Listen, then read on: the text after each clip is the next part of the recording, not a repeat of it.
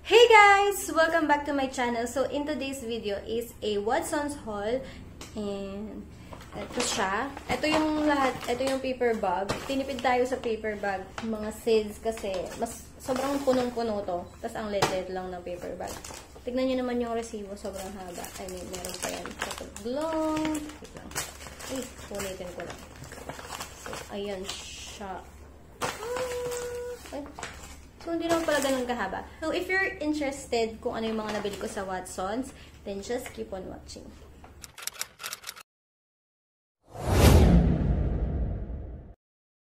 Dapat talaga 1,000 pesos na Watson's haul lang to. So, dahil nakikita ko yung, ang tawag nila, yung basket ko, medyo konti lang yung laman. Hindi ko na-expect na umabot na pala tayo sa 1,800 sis.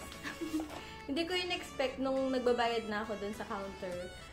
Yung total sis umabot na ng almost 1,800. So, yan. Okay, first, this is Watson's Soft and Clean na Airlaid Facial Puff. Wala naman akong toner. Hindi ko din alam kung saan ko ito gagamitin. But just in case na magkaroon ako ng toner, or, yan. Di kasi ako nagto-toner lately. Pero just in case na bibili ako or magkakaroon ako, at least meron akong gagamitin. And yung mga price siguro, ilalagay. Siguro hindi pa ako sure, pero titingnan ko na lang kung lalagay ko sa description box. So, next. Nga pala, yung mga background kasi likod is balloons lang, no? Kasi kahapon may nag-birthday sa mga pamangkin ko. And, minamadali, gusto ko na talagang ma-film to kasi nga, para magamit na namin, para mawala-wala na sa paper bag. Para matanggal ko na sila sa paper bag. Okay, next. Next thing that I have here is this Lux Organics na Cica Rescue Calming Cleanser. Mukha kasi siyang, alam ko bagong variant to ng Lux Organics sa mga facial wash nila. Actually, maraming variant ito. Pero mas pinili ko yung Cica kasi lately, lumabas yung mga tigyawat ko, friend. Napakaganda ng timing. Kung kailan malapit na ang holidays, doon pa sila nagsilabasan tayo. Nagmapapansin sila. So, yeah, I really need na a calming cleanser. At saka meron siyang Centella. I don't know if Centella, pero pag narinig ko kasi sa mga vlogger, it's Centella. Centella asiatica. Meron siyang leaf water. And then, Madecasoside. Madecasoside, yes. Sobrang sikat ng mga ingredients na. So, na-curious ako kasi feeling ko pang may mga breakouts or mga pimples yung itong mga ingredients. Sabi niya, soothes irritated skin, balances skin pH, controls sebum production kasi lately nag-oil din yung face ko. Yeah, excited na ako matry to. So, I got this for, mag-check ko nga magkano. So, yung Watson's Airlaid Facial, nasa 48 pesos lang pala yun. Sa 231 pesos lang siya, guys. So, yeah. Malaki naman siya eh. 150 grams. Not bad. So, next thing that I have here is sobrang random lang nito, pero meron akong vitamin C for kids. Scott's vitamin C na pastel. Ayan, vitamin C. Hindi kasi ito kasi 100 ang tawag dito. Basta konti lang yung mg ng each candies. Ganito siya. Diba? Parang kumakain ng gummy bear. Vitamin C. So, yeah. Scott's vitamin C, nasa 220 lang ata, or 200. Basta nasa 200 plus lang siya. Hindi naman siya ganun kamahal. Next one. This is the Avon, whatever. Spa Milk Power Salt Scrub, Double Collagen, Whitening and Firming. Ayan, double collagen. Kasi hindi natin mag-scrub, sis. Lalo na yung tuhod ko kasi every night lumuluhod ako pag nag-prepare. So, yeah. Hi there mga kapatid. Para naman pumuti ulit yung tuhod natin na nangitim, sis. So, this one is only 110 pesos. Ano na siya? 320 grams. So, sulit na to, sis. And, yeah. Masyado kasi akong harsh gumamit ng scrub. This next one is okay, this is Pure Derm na makeup remover cleansing towelettes, makeup wipes. Yung variant niya is charcoal. Ito, mag-makeup kasi ako ng wedding. So, kailangan ko ng makeup wipes. Pero, yung everyday na ginagamit ko lang talaga is micellar water ng Garnier. But, yeah. Just in case na gagamitin ko. At saka para ma-practice ko din yung paggamit ng makeup wipes. Makeup remover wipes. Naka-curious kasi ako kung ano yung tsura nito. Pero kasi, feeling ko color black siya. Feel! Ang bango niya. Tapos color black pa siya. Ayoko magsayang pero ayan siya, oh. Bango. Okay, next! Of course, kailangan natin ng powder. Kasi pag nag-work ako, yung ginagamit ko lang for everyday is BB cream. Ay, yung tinted sunscreen. It's either BB cream or yung tinted sunscreen ni Ray Hermar and Mela. Kaya, ayun. Sinset ko lang siya ng powder. And kaya ganito lang kaliit yung size niya para kasya siya sa bag ko everyday. So, yeah. Johnson's baby powder. Tsaka gusto ko yung amoy nito. Itong cooling baby powder, something. So, next is this Baby Bench na colonia. Yung variant niya is Ice Mint. Tama ba? Tama ba yung pinagbibili ko? Ice Mint ba yung gusto namin? Wait lang. Amuyin ko. Marami akong ganito pero parang ngayon ko lang binasa yung variant niya. Pero marami na akong mga nagamit na ganito cologne. Yung mga lalagyan ko, nasa drawer ko pa, hindi ko pa natatapon. So, malalagyanan ko ng... Shit, sinira mo yung Coco-Sales. Alam ko talaga na ito, yun yung itsura niya. Pero yung, ngayon ko lang kasi nabasa yung variant niya na ice. Sis, ito nga. This is it. For everyday, kapag tinatamad ako mag-perfume or pag need ko talaga ng something. Mahilig talaga ako sa perfume, sa scents. And mahilig din ako sa cologne. So, yeah. Wait lang. Yung kasing amoy nito parang pagkatapos mo lang maligo, yung fresh lang, ganon. Hindi siya sweet. Tsaka, perfect talaga siyang gamitin for everyday. Bango. Tsaka parang pag before ka matulog, ganun. So, I really love this cologne. Kung naghahanap ka ng cologne na hindi sweet, hindi matapang, yung parang fresh lang, yung parang bagong ligo lang, ganun. I highly recommend yung Baby Bench na cologne. Kaya rin ganito yung kinuha kong for para madala ko din sa office, para magamit ko din siya everyday. Kasi feeling ko nasasayangan na ako sa mga perfume ko kasi everyday ko silang ginagamit. So, para hindi lang sila sa bahay.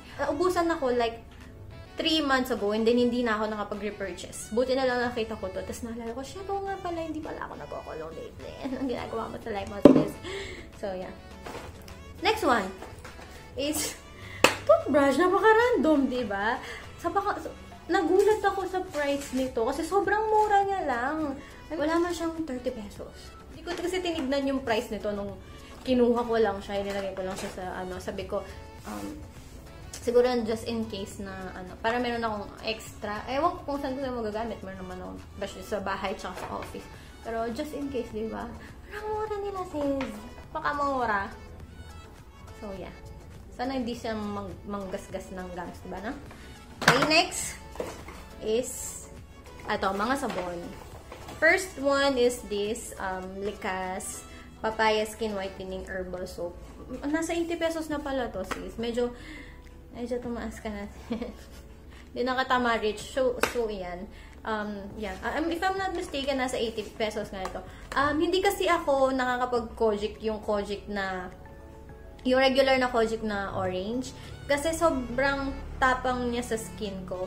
And every time na gumagamit ako ng Kojic, instead na pumuputi ako, ay lalo kong umiitim. Ako lang ba yun? O meron din sa inyo na umiitim sa Kojisan? Hindi ko din magets bakit hindi hiyang ng... For example, gagamitin ko yung Kojic. Parang umiitim yung mga singit-singit ko, like yung kilikili, yung singit. Ewan ko, parang natatapangan masyado yung balat ko.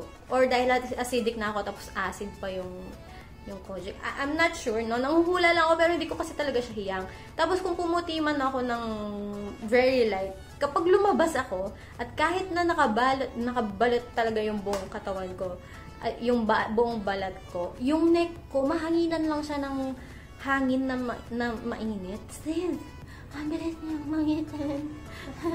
So, yun. So, yun. Hindi ko siya hiyang. Hindi kasi talaga ako nagpapaputi, mga sis. Pero pag, hindi talaga, yung mga ginagamit ko lang talaga is yung spring. Ay, tawag ba? Spring ba yun?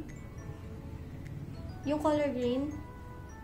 Yung mabango, yung amoy, yung amoy US. Yung mga pinabadala ng mga tita natin na nasa abroad. Yung mga ganun. Ewan ko kung, basta yung green. Alam ko ganun yung sabon namin ngayon sa banyo. Basta yun lang, or Palmolive, or Silka. Kung ano lang yung nasa banyo, or Safeguard. Yun lang ginagamit ko. Pero sis, dahil, nangingitim na ako lately. Tsaka, napag-iwanan na ako ng balat ng mga kapatid ko. Kailangan ko na ng tulong ng pampaputing sabon. And also, bumili ako ng Kojisan na ganito yung variant. Kasi nga, hindi ko hiyang yung orange. So, itong Dream White na anti-aging. So, feeling ko yung kasi ito, hindi siya masyadong harsh. Or feeling ko lang, tatry natin siya.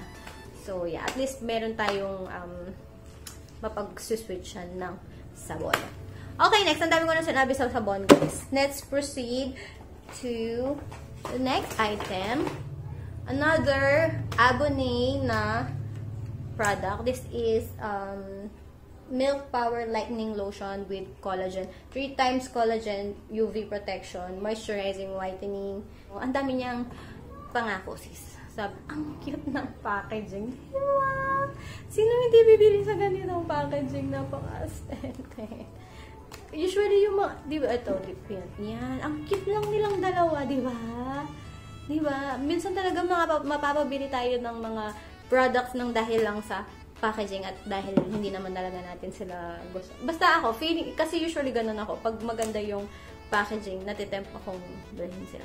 Actually guys, isa pa ito pa, hindi talaga ako mapag-lotion na tao. Kaya sobrang dry. Hindi naman siya ganun ka-dry yung balat ko. Pero kasi, feeling ko, trabaho pa yun yung paglalagay ng lotion. Pero kasi yung ka-work ko, sobrang napag-lotion siya. Tapos ang kinis-kinis ng balat niya. Hi, Ate Ja. So, yun nga yung ka-work. Sobrang, tapos naano ako, parang mas baby skin pa siya sa akin. Mas bata pa ako sa kanya. Pero sabi niya kasi, talagang pag nabasa yung balat niya, kailangan niyang mag-lotion. Or kahit maghilamos lang siya sa office, or maghugas ng plato, basta pag nabasa yung kamay niya, since meron siya laging lotion na, ang social pa ng lotion niya Bath and Body. Yeah, yung mga babangong variant na ganong lotion. So, yeah, kailangan ko na talagang mag-practice mag-lotion kasi tumatanda na tayo, sis. And, you will thank yourself in the long run, doon mo ma-realize na yung paggamit ng lotion kasi hindi agad magdadry yung skin mo or hindi ka agad mag-age. So, practice na natin mag-lotion since guilty ako dyan. Next one! Okay, yung mga, wait. Random na naman to. Johnson's baby oil na light. Sabi niya kasi, light and fast absorbing. Kaya ako bumili ng baby oil kasi magpapaputi nga ako ng tuhod. And meron ako nakitang video na binababad niya ng, parang, ito yung ginagamit niya rin yung baby oil as pampaputi. Parang, yung use nito is parang palalambutin niyo yung dead skin cells mo. Parang ibababad niyo muna before siya maligo. Then mag-scrub siya, then magto-toner, then maglalagay siya ng moisturizer or aloe vera gel. Parang ganun yung point niya or something. So, syempre na-curious sa atin yun. Napakamura lang ng baby oil. Bakit di natin try, diba? So, yeah, that's the story behind this baby oil. Next! Next one is this clothes na green tea oil absorbing blotting paper. Kailangan ko to for wedding nga. Kasi magme-makeup ako ng bride. So, para before ko siya i-retouch, siguro magba-blotting paper muna kasi para hindi maging cakey yung makeup niya in the long run. And also, nakikurious ako sa blotting paper ni Mama Ann Clothes kasi diba, kilala natin naman siyang lahat. So, nakikurious ako, why not check natin kung ano yung itsura niya. Ito muna yung binili ko, hindi ko na binili yung malaki na may mirror kasi Hindi talaga ako gumagamit ng blotting paper. Ayun lang ako bumili. Actually, this is my first purchase ng blotting paper. Huwag niyo akong i-judge, guys. May kanya-kanya tayong life. But, yeah. So, ayun ba mo? Ayun siya. Amoy green tea talaga siya. Amoy green tea talaga siya. Amoy matcha. Parang kaamoy niya yung pabango ko na Elizabeth Arden na green tea. Bagay, green tea siya nga sila eh. Magkakaamoy sila. So, ayan yung itsura niya. Excited na ako. Feeling ko gagamitin ko din to after. Magaling ni Mama Ann. Totoo lang. Ang dami na niyang achievements. So, hi Mama Ann Lutz. So, next one is this Nichido na liquid eyeliner. Napakamura lang nito. 68 pesos lang to. Ang nagpabili lang nito is yung kapatid ko. Kasi hindi naman ako nag-wing eyeliner. So, yeah. Yun lang. So, yun lang. Nichido. Ewan ko ba, pero papracticein ko. Wait! Alam ko, binili ko yung Curline na grafting. Pero nakakala. Wait lang. Alam ko, wait lang. Alam ko talaga, bumili ako ng Curline na grafting. Liquid eyeliner. Yung pen, yung sikat. Pero wala siya dito sa paper bag. Okay, meron pa ako natatirang 2 last items. Another Nichido is, of course, Nichido Final Powder. Ang translucent or pang set ng makeup ng bayan. So, ang shade na kinuha ko is Ivory Glow. So, yan. Yung kasing creamy glow, medyo parang dark siya sa akin. At saka parang, basta parang nag-dark yung mukha ko. Pero this one, okay siya. Kahit na-try ko na din to sa mas darker na skin tone sa akin. Pero, ayun, nag-work pa din siya. So, yeah. Pag ilang purchase ko na to and lagi talaga ako nagre-repurchase ng Nichido Final Bar. Though minsan, nakikake siya sa akin. Depende lang talaga sa skin, sa condition ng skin mo. So, kapag di maganda talaga yung condition ng skin mo, di talaga maganda yung magiging labas ng makeup mo. So, yan, sales. Okay, the last item that I have here is this Maybelline Hyper Curl Mascara. Ang dami ko nang na-try na mascara. Na-try ko na yung L'Oreal na yung blue, yung waterproof, yung basta yung sikat na nandun kasi sa kwarto ko. So, yung blue na basta yung waterproof na mascara, blue ng Maybelline, na nire-rave ng maraming influencer tsaka ng mga beauty guru. Pero hindi ako ganun na-miss. Parang mas okay pa din to sa akin. Feeling ko kasi hindi ko talaga kasi siya masyadong ginagamit. Like mga 3 times ko pa lang siya ginamit and hindi kasi ako ganun satisfied. So, bumili ako ulit na ganito. Yeah. Maybelline Hyper Curl OG. Okay. Yeah. Wala lang naman ang ating paper bag. So, iyan. Akala ko talaga nasa magkano lang yung total. Kasi nga, konti lang yung laman ng basket. Then, nung nasa counter na ako, friend, nung pagkasabi ng total, almost 1 piso. So, dapat talaga yung title ng video nito is 1,000 pesos na Watson's Haul. Pero, hindi natin kinaya sales. So, yeah, that's all for today, guys. Sana nag-enjoy kayo sa Watson's Haul na to. First time ko lang din mag-Watson's Haul. And, yeah, thank you so much for watching, guys. Don't forget to like and subscribe kung hindi ka pa nakaka-subscribe. Also, hit that bell notification para lagi kang updated whenever I'm posting a new video. So, yeah, happy holidays! And, lagi po tayong mag-iingat, guys. And, so, yeah, I'll see you on my next video, guys. Bye-bye!